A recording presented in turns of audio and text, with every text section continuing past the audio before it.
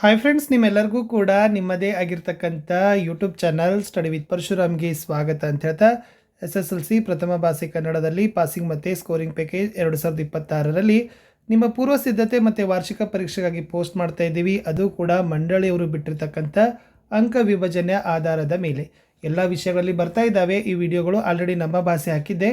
ವಿಡಿಯೋದ ಡಿಸ್ಕ್ರಿಪ್ಷನ್ ಬಾಕ್ಸ್ನಲ್ಲಿ ಒಂದು ಪ್ಲೇಲಿಸ್ಟ್ ಲಿಂಕ್ ಇದೆ. SSLC model question paper 2026 key answer ಅಂತ. ಅಲ್ಲಿ model question paper key answer ಆಗಿರ್ಬೋದು, ಪಾಸಿಂಗ್ ಪ್ಯಾಕೇಜ್ ವಿಡಿಯೋಗಳು ಎಲ್ಲವೂ ನಿಮಗಾಗಿ ವೆಯ್ಟ್ ಮಾಡ್ತಾ ಇದ್ದಾವೆ. ಅವುಗಳನ್ನು ನೋಡಿ ಚೆನ್ನಾಗಿ ಸ್ಕೋರ್ ಆಗ್ತದೆ ಅಂತ ಹೇಳ್ತಾ ಈ ವಿಡಿಯೋದಲ್ಲಿ ವ್ಯಾಘ್ರಗೀತೆ ಪಾಠದ ನೋಡೋಣ.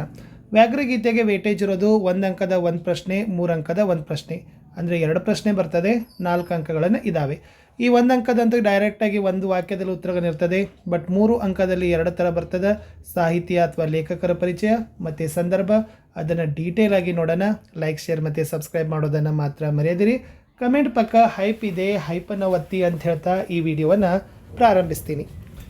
ಭಗವದ್ಗೀತೆಯನ್ನು ರಚಿಸಿದವರು ಯಾರು? ಉತ್ತರ, ಭಗವದ್ಗೀತೆಯನ್ನು ರಚಿಸಿದವರು ವೇದವ್ಯಾಸರು. 2ನೇ ಪ್ರಶ್ನೆ, ಹುಲಿಗೆ ಪರಮಾನಂದವಾಗಲು ಕಾರಣವೇನು? ಉತ್ತರ, ಶಾನುಭೋಗರ ದುಂಡು ದುಂಡಾದ ಶರೀರವನ್ನು ನೋಡಿ ಹುಲಿಗೆ ಪರಮಾನಂದವಾಯಿತು. 3ನೇ ಪ್ರಶ್ನೆ, ಶಾನುಭೋಗರಿಗೆ ತಲೆ ಸುತ್ತಲು ಕಾರಣವೇನು? ಉತ್ತರ, ಹುಲಿಗೆ ತಮ್ಮ ಮುಖದರ್ಶನವಾಗದಂತೆ ತಪ್ಪಿಸಿಕೊಳ್ಳುವ ದೊಂಬರಾಟದಲ್ಲಿ ಕುಲಾಲ ಚಕ್ರದಂತೆ ತಿರುಗಿದ್ದರಿಂದ ಶಾನುಭೋಗರಿಗೆ ತಲೆ ಸುತ್ತಲು ಆರಂಭಿಸಿತು. 4ನೇ ಪ್ರಶ್ನೆ, ಶಾನುಭೋಗರ ಬ್ರಹ್ಮಾಸ್ತ್ರ ಯಾವುದು? ಶಾನುಭೋಗರ ಬ್ರಹ್ಮಾಸ್ತ್ರ ಖಿರದಿ ಪುಸ್ತಕ. ಪ್ರಶ್ನೆ 5, ಹಸಿದು ಮಲಗಿದ್ದ ಹುಲಿ ಏನೆಂದು ಯೋಚಿಸಿತು? ಹಸಿದು ಮಲಗಿದ್ದ ಹುಲಿ ವಿಧಿ ಆಹಾರಕ್ಕೆ ಏನನ್ನು ಒದಗಿಸುವುದು ಎಂದು ಯೋಚಿಸಿತು. 5ನೇ ಪ್ರಶ್ನೆ, ಶಾನುಭೋಗರ ರಾಜಭಕ್ತಿಯ ಲಾಂಛನ ಯಾವುದು? ಶಾನುಭೋಗರ ರಾಜಭಕ್ತಿಯ ಲಾಂಛನ ಖಿರದಿ ಪುಸ್ತಕ. 7ನೇ ಪ್ರಶ್ನೆ, ಶಾನುಭೋಗರನ್ನು ಮೂರ್ಛೆಯಿಂದ ಎಚ್ಚರಿಸಿದವರು ಯಾರು? ಚಿಕ್ಕನಾಯಕನಹಳ್ಳಿಗೆ ತೆಂಗಿನಕಾಯಿ ತೆಗೆದುಕೊಂಡು ಹೋಗಿದ್ದ ರೈತರು ಶಾನುಭೋಗರನ್ನು ಮೂರ್ಛೆಯಿಂದ ಎಚ್ಚರಿಸಿದರು. 8ನೇ ಪ್ರಶ್ನೆ, ಶಾನುಭೋಗರು ತಮ್ಮ ಹಳ್ಳಿಯನ್ನು ತಲುಪಬೇಕಾದರೆ ಯಾವ ಕಣಿವೆಯನ್ನು ದಾಟಿ ಹೋಗಬೇಕಾಗಿತ್ತು? ಉತ್ತರ, ಶಾನುಭೋಗರು ತಮ್ಮ ಹಳ್ಳಿಯನ್ನು ತಲುಪಬೇಕಾದರೆ ಮದಲಿಂಗನ ಕಣಿವೆಯನ್ನು ದಾಟಿ ಹೋಗಬೇಕಾಗಿತ್ತು. ಇನ್ನು 3 ಅಂಕದ ಪ್ರಶ್ನೆ ಮೊದಲಿಗೆ ನೋಡೋಣ. ಲೇಖಕರ ಪರಿಚಯ AN ಮೂರ್ತಿರಾವ್. ಕೇವಲ 4 ಅಂಶಗಳು ಇಂಪಾರ್ಟೆಂಟ್ ಇದ್ದಾವೆ. ಅದೇನಪ್ಪ ಅಂದರೆ ಜನ್ಮಸ್ಥಳ, ಕಾಲ, ಕೃತಿ, ಬಿರುದು ಅಥವಾ ಪ್ರಶಸ್ತಿಗಳನ್ನು ವಾಕ್ಯ ರೂಪದಲ್ಲಿ ಬರೀತಕ್ಕಂಥದ್ದು. AN ಮೂರ್ತಿರಾವ್ ಅವರು ಸಾಮಾನ್ಯ ಶಕ ವರ್ಷ 1900ರಲ್ಲಿ ಮಂಡ್ಯ ಜಿಲ್ಲೆಯ ಅಕ್ಕಿ ಹೆಬ್ಬಾಳಿನಲ್ಲಿ ಜನಿಸಿದರು. ಶ್ರೀಯುತರು ಹಗಲು ಗನಸುಗಳು, ಅಲೆಯುವ ಮನ, ಅಪರ ವಯಸ್ಕನ ಅಮೆರಿಕ ಯಾತ್ರೆ, ಮಿನುಗು ಮಿಂಚು, ಪೂರ್ವ ಸೂರಿಗಳೊಡನೆ, ಚಂಡಮಾರುತ ಮೊದಲಾದ ಕೃತಿಗಳನ್ನು ರಚಿಸಿದ್ದಾರೆ. ಇವರ ಈ ಸಾಹಿತ್ಯ ಸೇವೆಗೆ ಮೆಚ್ಚಿ ಕೇಂದ್ರ ಸಾಹಿತ್ಯ ಅಕಾಡೆಮಿ ಪ್ರಶಸ್ತಿ, ಪಂಪ ಪ್ರಶಸ್ತಿ, ಗೌರವ ಡಿಲೀಟ್ ಪ್ರಶಸ್ತಿ ನೀಡಿ ಗೌರವಿಸಿದೆ ಅಂತ ಬರೆದ್ರೆ ಸಾಕು. ಇನ್ನು ಸಂದರ್ಭ ಇದ್ದಾವೆ. 3 ಅಂಕಕ್ಕೆ ಬರ್ತಕ್ಕಂಥ ಪ್ರಶ್ನೆಗಳು. ಎಸ್, ಮೊದಲ ವಾಕ್ಯ, ಖಂಡವಿದೆಕೋ, ಮಾಂಸವಿದೆಕೋ, ಗುಂಡಿಗೆಯ ಬಿಸಿ ರಕ್ತವಿದೆಕೋ. ಸೊ ಸಂದರ್ಭಗಳನ್ನು ಬರೆಯುವಾಗ ಫ್ರೆಂಡ್ಸ್, ಸಂದರ್ಭದಲ್ಲಿ ಆಯ್ಕೆ, ಸಂದರ್ಭ ಮತ್ತು ಸ್ವಾರಸ್ಯ 3 ಬರೆದ್ರೇ 3 ಅಂಕ ನಿಮಗೆ ಕೊಡೋದು. ಫಸ್ಟ್ ಆಯ್ಕೆ ಏನು ಬರಿಬೇಕಂದ್ರೆ, ಪ್ರಸ್ತುತ ವಾಕ್ಯವನ್ನು AN ಮೂರ್ತಿರಾವ್ ಅವರ ಸಮಗ್ರ ಲಲಿತ ಪ್ರಬಂಧಗಳು ಎಂಬ ಸಂಕಲನದಿಂದ ಆಯ್ದ ವ್ಯಾಘ್ರಗೀತೆ ಎಂಬ ಗದ್ಯಪಾಠದಿಂದ ಆರಿಸಲಾಗಿದೆ. ಸಂದರ್ಭ, ಹುಲಿ ಶಾನುಭೋಗರಿಗೆ ಅಭಿಮುಖವಾಗಿ ಬರಬೇಕೆಂದು ಪ್ರಯತ್ನಿಸಿ ವಿಫಲವಾದಾಗ ಬೆನ್ನ ಹಿಂದಿನಿಂದ ಬಿದ್ದೇ ಬಿಡಲೇ ಎಂದು ಅವರ ಮನಸ್ಸಿನಲ್ಲಿ ಗೊಂದಲ. ಆದರೆ ಆ ಗೊಂದಲ ಕ್ಷಣಕಾಲಕ್ಕಿಂತಲೂ ಹೆಚ್ಚಾಗಿ ನಿಲ್ಲಲಿಲ್ಲ.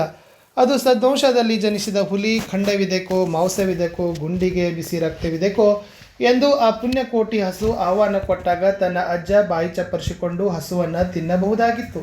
ಆದರೂ ಆ ಹುಲಿರಾಯ ಸತ್ಯವ್ರತೆಯಾದ ಪುಣ್ಯಕೋಟಿಯನ್ನು ತಿನ್ನದೆ ಪ್ರಾಣ ಬಿಟ್ಟಿತು. ಅಂತ ಹುಲಿಯ ಮೊಮ್ಮಗನಾಗಿ ಹುಟ್ಟಿ ತಾನು ಆ ಧರ್ಮಕ್ಕೆ ಕೈ ಹಾಕುವುದೇ ಎಂದು ಹುಲಿ ಯೋಚಿಸಿದ ಸಂದರ್ಭವಾಗಿದೆ. ಸ್ವಾರಸ್ಯ, ಪುಣ್ಯಕೋಟಿ ಕಥೆಯಲ್ಲಿನ ವ್ಯಾಘ್ರನ ಆದರ್ಶತನಕ್ಕೂ ಮಾದರಿಯಾದದ್ದು ಎಂಬುವ ಈ ಹುಲಿಯ ಚಿಂತನೆ, ಧರ್ಮಶ್ರದ್ಧೆಯನ್ನು ಸ್ವಾರಸ್ಯಕರವಾಗಿ ಲೇಖಕರು ಅಭಿವ್ಯಕ್ತವನ್ನು ಪಡಿಸಿದ್ದಾರೆ. ಮುಂದಿನ ವಾಕ್ಯ, ದೇವರೇ ಮರ ಹತ್ತುವಷ್ಟು ಅವಕಾಶ ಕರುಣಿಸು. ಆಯ್ಕೆ, ಪ್ರಸ್ತುತ ವಾಕ್ಯವನ್ನು AN ಮೂರ್ತಿರಾವ್ ಅವರ ಸಮಗ್ರ ಲಲಿತ ಪ್ರಬಂಧಗಳು ಎಂಬ ಸಂಕಲನದಿಂದ ಆಯ್ದ ವ್ಯಾಘ್ರಗೀತೆ ಎಂಬ ಗದ್ಯಪಾಠದಿಂದ ಆರಿಸಲಾಗಿದೆ. ಸಂದರ್ಭ, ಶಾನುಭೋಗರು ಖಿರದಿ ಪುಸ್ತಕವನ್ನು ಹುಲಿಯ ಮುಖಕ್ಕೆ ಎಸೆದಾಗ ಅವರ ಮುಖಕ್ಕೆ ಬಡಿಯಿತು, ಆದರೆ ಹುಲಿಗೆ ಪೆಟ್ಟೇನೂ ಆಗಲಿಲ್ಲ ಎಂಬುದು ಶಾನುಭೋಗರ ಮನಸ್ಸಿಗೆ ಅರಿವಾಗಲು ಅರೆ ನಿಮಿಷ ಹಿಡಿಯಿತು. ಆ ಅರೆ ನಿಮಿಷದಲ್ಲಿ ಶಾನುಭೋಗರು ದೇವರೇ ಮರ ಹತ್ತುವಷ್ಟು ಅವಕಾಶ ಕರುಣಿಸು ಎನ್ನುತ್ತಾ ಒಂದೇ ಉಸಿರಿನಲ್ಲಿ ಮರದ ಕಡೆಗೆ ಧಾವಿಸಿದ ಸಂದರ್ಭವಾಗಿದೆ. ಸ್ವಾರಸ್ಯ, ಶಾನುಭೋಗರು ಹುಲಿಯಿಂದ ತಪ್ಪಿಸಿಕೊಳ್ಳಲು ತನ್ನೆಲ್ಲ ಪ್ರಯತ್ನಗಳನ್ನು ಮಾಡಿದಾಗಿಯೂ ಹುಲಿಯಿಂದ ತಪ್ಪಿಸಿಕೊಳ್ಳಲು ಅವಕಾಶ ಮಾಡಿಕೊಡು ಎಂದು ದೇವರನ್ನು ಪ್ರಾರ್ಥಿಸೋದು ಬಹು ಸ್ವಾರಸ್ಯಕರವಾಗಿ ಮೂಡಿ ಬಂದಿದೆ. ಮುಂದಿನ ವಾಕ್ಯ, ನಾನು ಮುಖ ಮೇಲಾಗಿ ಬಿದ್ದಿದ್ದೇನೆ. ಆಯ್ಕೆ. ಪ್ರಸ್ತುತ ವಾಕ್ಯವನ್ನು ಎನ್ ಮೂರ್ತಿರಾವ್ ಅವರ ಸಮಗ್ರ ಲಲಿತ ಪ್ರಬಂಧಗಳು ಎಂಬ ಸಂಕಲನದಿಂದ ಆಯ್ದ ವ್ಯಾಘ್ರಗೀತೆ ಎಂಬ ಗದ್ಯಪಾಠದಿಂದ ಆರಿಸಲಾಗಿದೆ. ಸಂದರ್ಭ, ಈ ಮಾತನ್ನು ಶಾನುಭೋಗರು ಗಾಡಿಯವರಿಗೆ ಕೇಳಿದರು. ಶಾನುಭೋಗರು ಪ್ರಜ್ಞೆ ತಪ್ಪಿ ಬಿದ್ದಿದಾಗ ಅದೇ ದಾರಿಯಲ್ಲಿ ಗಾಡಿಯಲ್ಲಿ ಹೋಗುತ್ತಿದ್ದ ರೈತರು ಅವರ ಮುಖದ ಮೇಲೆ ನೀರೆರಚಿದ ಎಚ್ಚರಿಸಿದ ಸಂದರ್ಭದಲ್ಲಿ ಅವರ ಮನಸ್ಸನ್ನೆಲ್ಲ ವಿಸ್ಮಯ ಆವರಿಸಿತ್ತು. ತಾನು ಉಳಿದದ್ದು ಹೇಗೆ?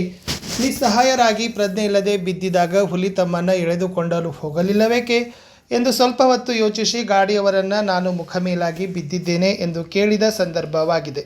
ಸ್ವರಶ, ನಾನು ಪ್ರಜ್ಞೆ ತಪ್ಪಿ ಬಿದ್ದಿದಾಗ ಹುಲಿ ಏಕೆ ಎಳೆದುಕೊಂಡು ಹೋಗಲಿಲ್ಲ ಎಂಬ ಸಮಸ್ಯೆಗೆ ಶಾನುಭೋಗರು ಕೊನೆಯವರೆಗೂ ಆ ಪ್ರಾಣಿ ತನ್ನ ಕುಲಧರ್ಮವನ್ನು ಪಾಲಿಸಿಕೊಂಡೇ ಬಂದಿದೆ ಎಂಬ ಉತ್ತರ ಕಂಡುಕೊಳ್ಳೋದು ಇಲ್ಲಿ ಸ್ವಾರಸ್ಯಕರವಾಗಿ ಮೂಡಿ ಬಂದಿದೆ.